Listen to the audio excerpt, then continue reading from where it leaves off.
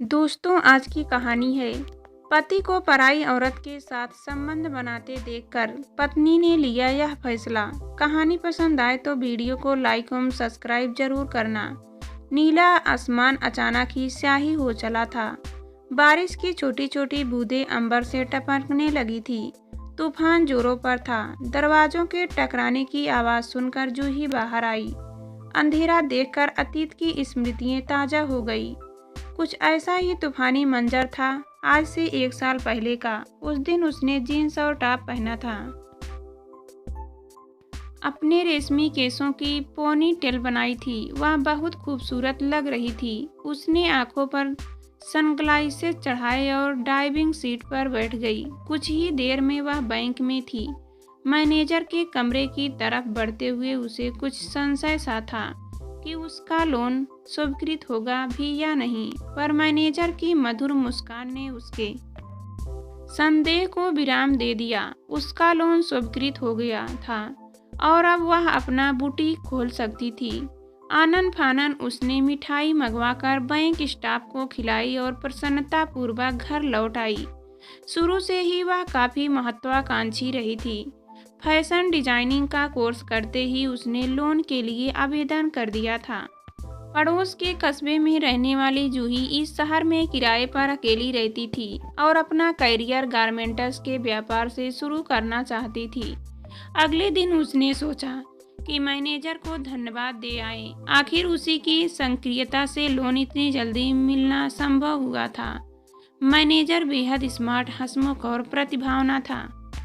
जूही उससे बेहद प्रभावित हुई और उसकी मगाई कैफी के लिए मना नहीं कर पाई। बातों बातों में उसे पता चला कि वह शहर में नया आया है। उसका नाम नीरज है और शहर से दूर बने अपार्टमेंट्स में उसका निवास है। का साथ काफी अच्छा लगने लगा।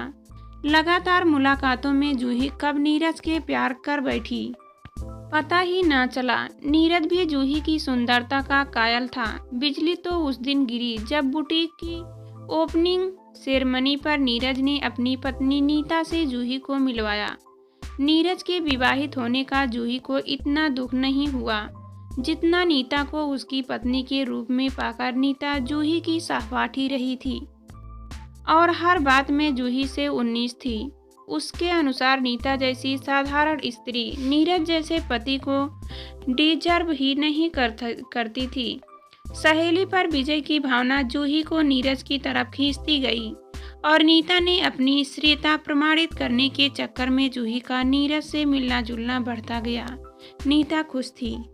अकेले शहर में जूही का साथ उसे बहुत अच्छा लगता था। वह हमेशा उससे कुछ सीखने की कोशिश करती, पर इन लगातार मुलाकातों से जूही और नीरज को कई बार एकांत मिलने लगा। दोनों बाइक गए और अब एक दूसरे के साथ रहने के बहाने खोजने लगे। नीता को अपनी सहेली पर रंच मात्र की शक न था और नीरज पर तो वह आंख मूंद कर विश्वास करती थी। विश्वास का प्याला तो उस दिन छलका जब पिता की बीमारी के चलते नीता को महीने भर के लिए पीहर जाना पड़ा। सरप्राइज देने की सोच में जब वह अचानक घर आई तो उसने नीरज और जूही को आपत्तिजनक हालत में पाया। इस सदमे से आहत नीता बिना कुछ बोले नीरज को छोड़कर चली गई। जूही अब नीरज के साथ आकर रहने लगी। कहते हैं ना कि प्यार अंधा होता है, पर जब everything is fair in love and war का इरादा हो तो शायद वह विवेक रहित भी हो जाता है। समय अपनी गति से चलता रहा। जूही और नीरज मानो एक दूसरे के लिए ही बने थे। जीवन मस्ती में कट रहा था। कुछ समय बाद जूही को सब कुछ होते हुए भी एक कमी सी खलने लगी। आंगन में नन्ही किलकारी खिले वह चाहती थी, पर नीरज इसके लिए तैयार नहीं था। उसका कहना था कि लव इन रिलेशन की कानूनी मान्यता विवाद है, इसलिए वह बच्चे का भविष्य दांव पर नहीं लाना चाहता। जूही इस तर्क के आगे निरुत्तर थी। जूही का बुटीक अच्छा चल रहा था। नाम व कमाई दोनों ही थे। एक दिन अचानक ही एक आमंत्रण पत्र देखकर वह सकते में आ गई। पत्र नीरज की पर्सनल फाइल में था। आमंत्रण पत्र महक रहा था। वह था तो किसी पार्लर के उद्घाटन का, पर शब्दावली रसायना व व्यक्तिगत सी थी।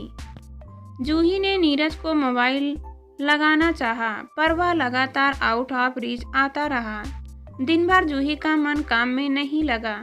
बुटीक छोड़कर वह जा नहीं सकती थी। रात को नीरज के आते ही उसने प्रश्नों की छड़ी लगा दी। कुछ देर तो नीरज बात संभालने की कोशिश करता रहा था, पर तर्कविहीन उत्तरों से जब जूही संतुष्ट नहीं हुई तो दोनों का झगड़ा हो गया। नीरज पुनः किसी अन्य स्त्री की ओर आकर्षित था। संभवतः पत्नी के रहते जूही के साथ संबंध बनाने ने उसे इतनी हिम्मत दे दी थी। मौजूदा दौर में स्त्री की आर्थिक स्वतंत्रता के ने उसके बावजूद को बल दिया था, इतना कि कई बार वह समाज के विरुद्ध जाकर अपनी पसंद के कार्य करने लगती थी। नीरज जैसे पुरुष इसी बात का फायदा उठाते हैं।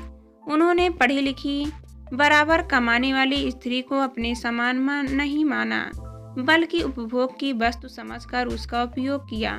अपने स्वार्थ के लिए जब चाहा उन्हें समान दर्जा दे दिया और जब चाहा तब सामाजिक रूढ़ियों के बंधन तोड़ दिए। विवाह उनके लिए सुविधा का खेल हो गया। इस आकस्मिक घटनाक्रम के लिए जूही तैयार नहीं थी। उसने तो नीरज को संपूर्ण रूप से चाहा व अपनाया था। नीरज को अपनी नई महिला मित्र ताज़ा हवा के झोंके जैसी दिख रही थी। उसने तन व मन दोनों ही बदलाव के लिए आतुर थे।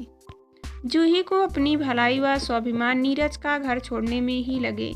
कुछ महीनों का मधुमास इतनी जल्दी व इतनी बेकदरी से खत्म हो जाएगा, उसने सोचा न था। नीरज ने उसको रोकने का थोड़ा सा भी प्रयास नहीं किया।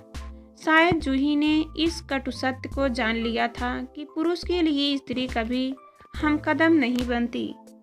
वह या तो उसे देवी बनाकर उसे नैसर्गिक अधिकारों से दूर कर देता है या दासी बनाकर उसके अधिकारों को छीन लेता है।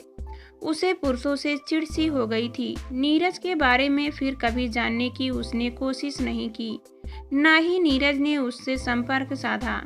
आज बादलों के इस झुरमुट में पिछली यादों के जख्मों को सहलाते हुए वह यही सोच रही थी कि विश्वासघात किसने किसके साथ किया था।